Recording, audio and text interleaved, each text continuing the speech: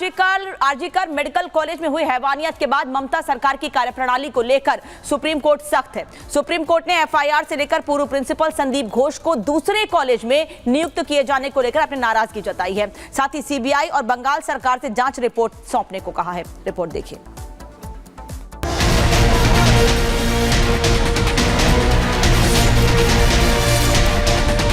कोलकाता में हुए rape murder case को लेकर सुप्रीम कोर्ट ने आज ममता सरकार को जमकर फटकार लगाई। सीजेआई डीवाई चंद्रचूड़, जस्टिस जेबी पाटदीवाला और जस्टिस मनोज मिश्रा की बेंच ने सुनवाई करते हुए बंगाल की प्रशासन व्यवस्था को लेकर भी कई सख्त टिप्पणियां की। सुप्रीम कोर्ट ने राज्य सरकार की कार्रवाई पर सवाल उठाते हुए पूछा कि वारदात के बाद एफआईआर दर्ज कराने में देरी क्यों की गई? क्यों पीड़िता के माता को देर से सूचना दी गई? क्या प्रिंसिपल ने हत्या को आत्महत्या बताया? पुलिस ने क्राइम सीन को प्रोटेक्ट क्यों नहीं किया? अस्पताल में हुई तोड़फोड़ को सरकार ने क्यों नहीं संभाला? पीड़िता की पहचान को कैसे उजागर होने दिया गया? इतना ही नहीं, वारदात के बाद एफआईआर में हुई देरी को लेकर भी सुप्रीम कोर्ट ने राज्य सरकार को फटकार लगाई। सुप्रीम कोर्ट ने पूछा कि सबसे पहले एफआईआर किसने और कब दर्ज कराई, जिसका जवाब देते हुए पश्चिम बंगाल की तरफ से पेश हुए कपिल सिब्बल ने बताया कि रात 11:45 पर एफआईआर दर्ज की गई। इसके बाद नाराजगी जताते हुए सुप्रीम कोर्ट ने कहा कि आखिर वारदात के इतने घंटों बाद भी हॉस्पिटल प्रशासन क्या कर रहा था? क्यों एफआईआर दर्ज होने में इतनी देरी हो गई? यह हॉस्पिटल प्रबंधन की जिम्मेदारी थी कि वो एफआईआर दर्ज कराता।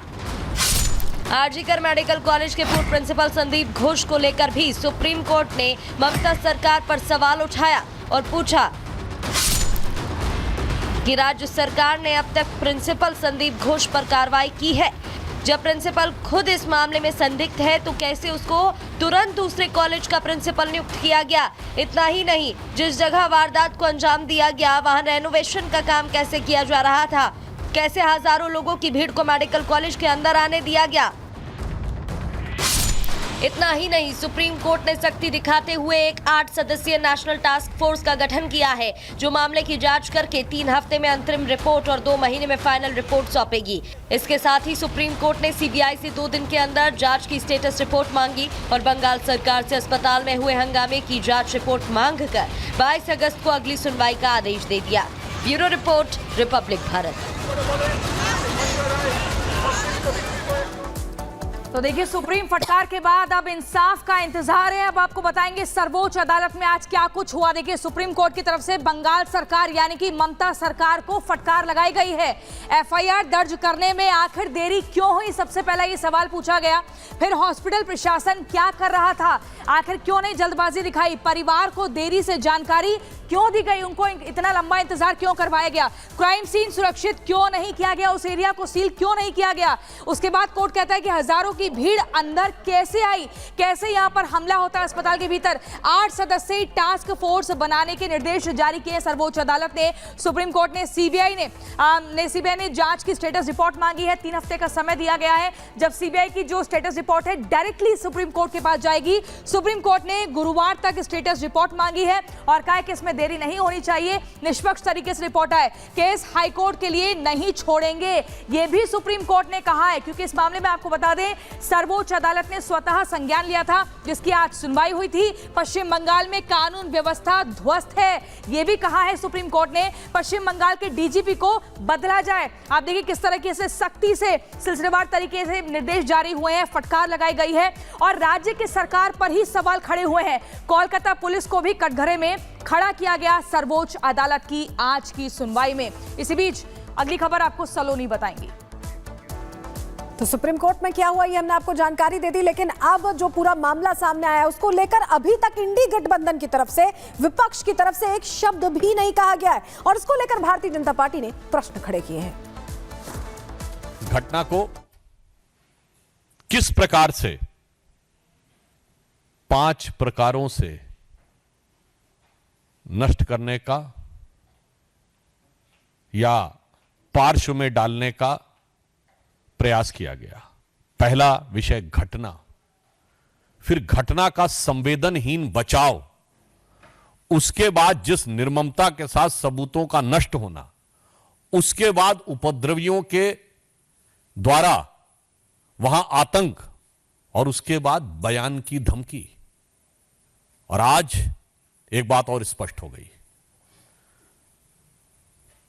कि तृणमूल कांग्रेस की सरकार तो पूरी निर्लज्जता के साथ अपराधियों को संरक्षण और पोषण देने में तो लगी हुई है, परंतु इंडी गठबंधन का किरदार भी साफ हो गया। मैं देश की जनता के सामने यह बात रखना चाहता हूं कि आज तृणमूल कांग्रेस सरकार का वकील कौन है? श्री कपिल सिब्बल वकील हैं पश्चिम बंगाल सरकार के, सांसद हैं उत्तर प्रदेश की समाजवादी पार्टी के समर्थन से, और पूर्व मंत्री हैं कांग्रेस सरकार के। अब कोई किसी प्रकार का किंतु परंतु नहीं है कि ये सब एक दूसरे के अपराधों के संरक्षण के लिए खड़े। और कोलकाता रेप मामले में सीबीआई लगातार जांच कर रही है। एक तरफ आरजीकर मेडिकल कॉलेज के पूर्व प्रिंसिपल से लगातार पूछताछ की जा रही है, वहीं आरोपी संजय रॉय के साइकोलॉजिकल टेस्ट के बाद, 2 बार साइकोलॉजिकल टेस्ट के बाद अब पॉलीग्राफी टेस्ट की तैयारी है, जिससे कि पूरा सच सामने आ सके। रिपोर्ट देखिए।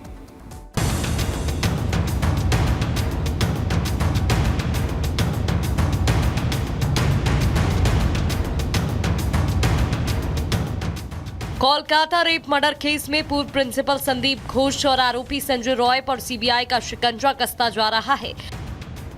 संदीप घोष से जहां सीबीआई घंटों पूछताछ कर रही है, तो वहीं आरोपी संजय रॉय के टेस्ट करवाकर हर एक सच जानने की कोशिश की जा रही है।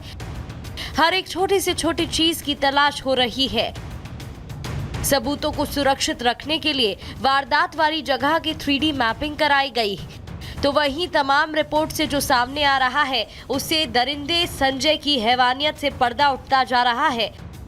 हालांकि आरोपी संजय रॉय से पूछताछ के बाद भी सीबीआई फिलहाल संतुष्ट नहीं है, इसलिए संजय के 2 साइकोलॉजिकल टेस्ट होने के बाद भी सीबीआई की टीम अब पॉलीग्राफ टेस्ट कराने की तैयारी में है। इस टेस्ट में व्यक्ति को मशीन से जोड़कर सवाल पूछे जाते हैं। जवाब देते समय मशीन शारीरिक प्रतिक्रियाओं को मापती है। हार्ट रेट, ब्लड प्रेशर, सांस लेने की दर मापी जाती है। झूठ बोलने पर हार्ट रेट और ब्लड प्रेशर बढ़ जाता है। सीबीआई को शक है कि संजय अभी भी बहुत से राज छिपा रहा है, जो इस मामले में चल रही जांच को अहम मोड़ दे सकते हैं।